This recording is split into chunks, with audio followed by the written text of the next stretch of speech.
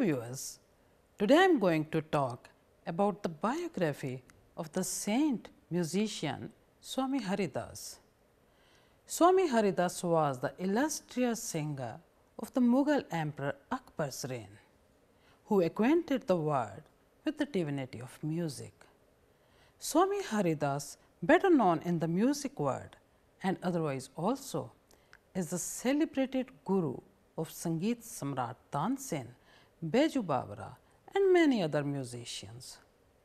Swami Haridas, the saint, the spiritual poet, philosopher and the classical musician of 16th century, was highly influenced by Bhakti movement of North India, particularly of Krishna and Radha. He is credited with a large number of devotional compositions, especially in Dhrupad style, which were influenced by both the classical music and his devotion from Krishna and Radha. Now, let us know about the early life of Swami Haridas.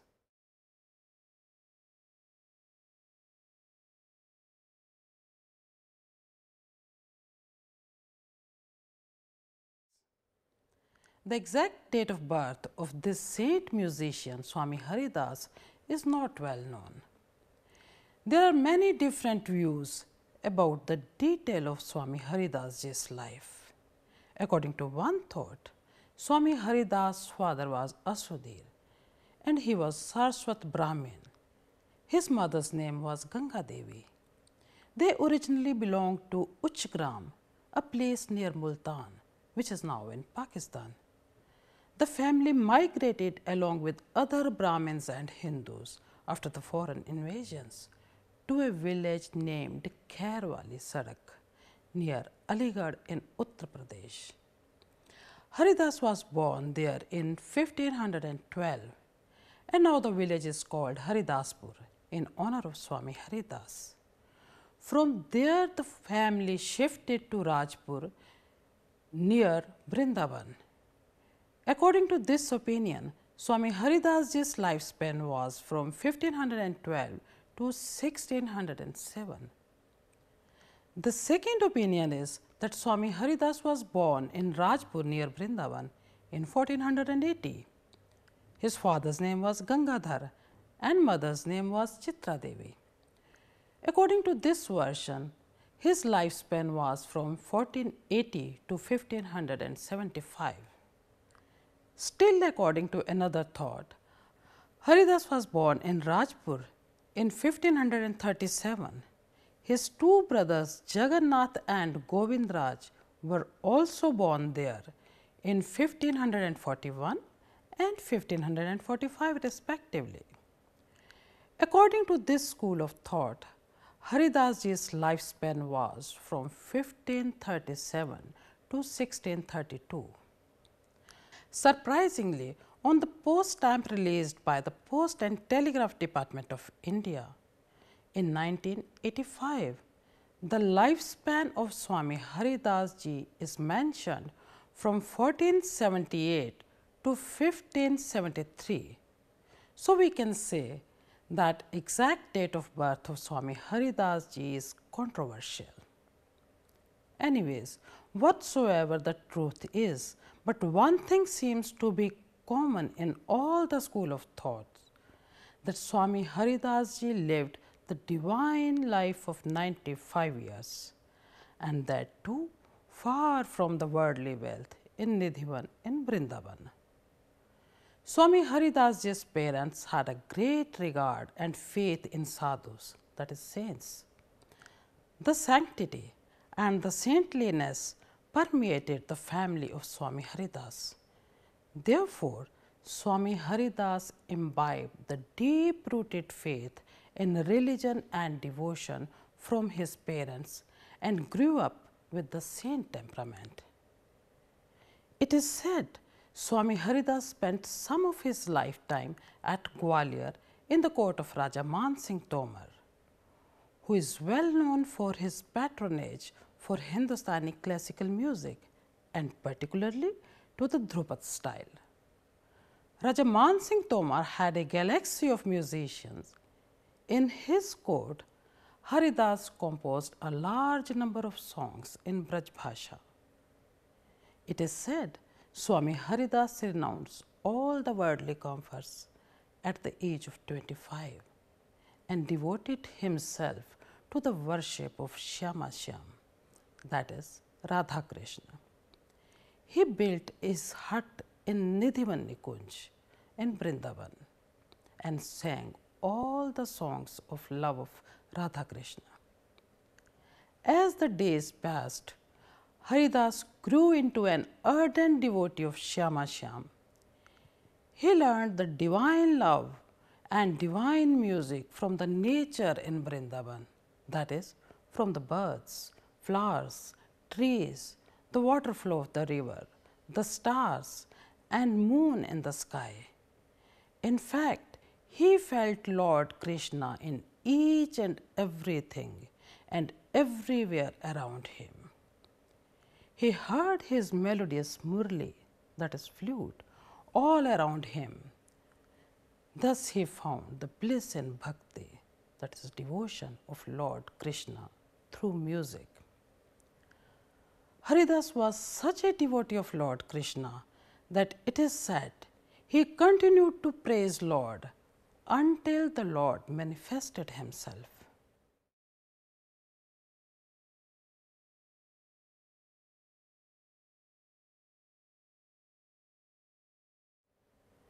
Swami Haridas Ji is considered as one of the greatest singer and composer of Hindustani music. He composed a large number of prabandhs and dhrupads which are still popular and sung in the temples with devotion. Haridas Ji's composition may be classed as Vishnupads. His prabandhs are so musically constructed that even the prabandhs which do not refer to Lord Krishna have come to be known as Vishnupad. Swami Haridas was a follower of Sakhi Bhav cult of devotional music.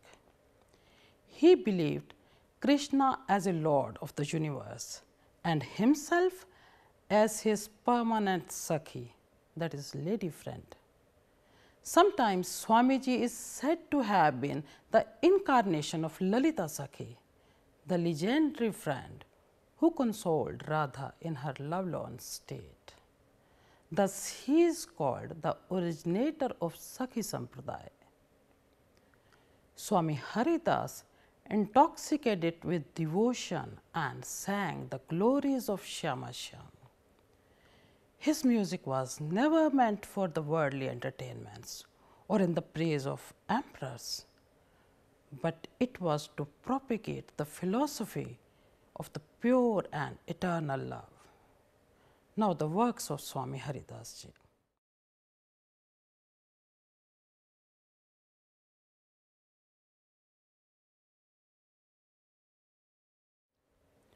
Swami Haridas Ji's two major writings are Kelimal and Ashtadas Siddhant Ke Pad. Whatsoever Swami Haridas witnessed and sang, it is in the 110 pads of Kelimal.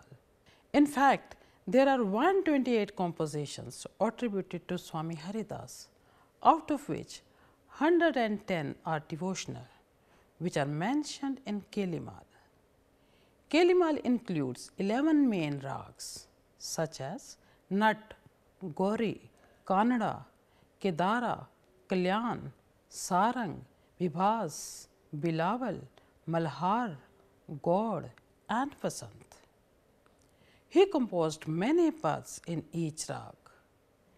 Music scholars Sulochana and Acharya Brihaspati have mentioned in their book Khusro Tansen Tatha Anya Kalakar, Haridas has written 2 pads in rag Nat, 6 in rag Gaudi, 30 in rag Kannada, 22 in Kedara, 12 in rag Kalyan, 11 in Sarang, 10 in Vibhas, 2 in rag Bilawal, 8 in Malhar, 2 in rag Gaud and 5 pads in rag Vasant. Besides this, Haridas Ji's 18 pads are philosophical, which are in Ashtadश Siddhant ke pad. While analyzing these compositions of Swami Haridas, we find that these are totally musically constructed. The use of stringed instruments like kinnari, aghoti veena and rabab, the percussion instruments like mirdang and duf, and the wind instruments like flute, etc., are found in his works. Besides this, the musical terminology is also used in dhrupads of Kelimal. For example, alapna, lagdat, tandav, lase, anghar, etc. The music scholar Acharya Brihaspati has also mentioned about these instruments and musical terminology in his book Khusro Tansen Tatha Anya Kalakar. Now, the disciples of Swami Haridas.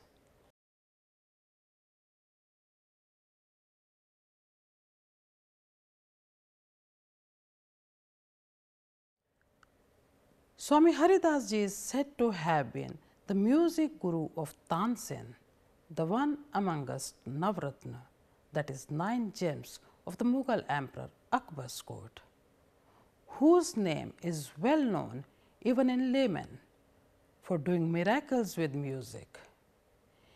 He was the renowned Dhrupad singer, composer and a creator of many rags in Hindustani music in the 16th century.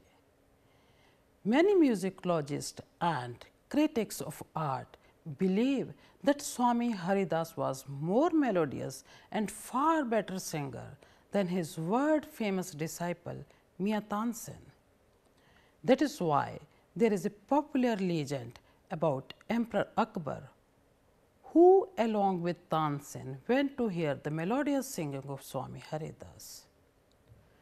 Though these type of legends lack the historical support, yet this confirms the belief about Haridas ji's superiority in singing over the world-renowned miraculous musician Tansen. If the viewers want to know the legends about Tansen's miracles with music, it is recommended to go through my previous lecture on the biography of Tansen. Other famous disciples of Swami Haridas were Baiju Babra, Gopal Lal, Madan Rai, Ramdas, Divakar Pandit, Somnath and Sorsen. Baiju Babra became a favorite court musician of Raja Man Singh Tomar of Gwalior. Gopal Lal won the name and fame in the court of the ruler of the Kashmir. Madan Rai and Ramdas settled in Delhi to regale the music lovers over there. These all were the disciples of the worthier Guru, composed hundreds of dhrupads, dhamar, tarana, trivets, ragmalas and chaturang, etc. They enriched the Indian music by introducing new rags and also followed the tradition of their Guru of composing and rendering devotional music. In the course of time, these disciples of Swami Haridas spread far and wide in all over India. Credit goes to his disciple for the popularization of Hindustani music in almost all over India except Madras.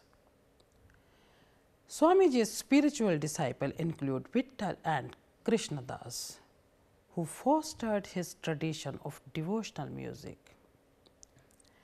As I have stated earlier, there are differences of opinions about Swami Haridas ji's date of birth, and so is about his demise. Swami Haridas ji's samadhi, that is tomb, is still in Nidhivan, Vrindavan, which has become the sacred place for the lovers of music. There are many places in Vrindavan which are connected with Swami Haridas Sampradaya.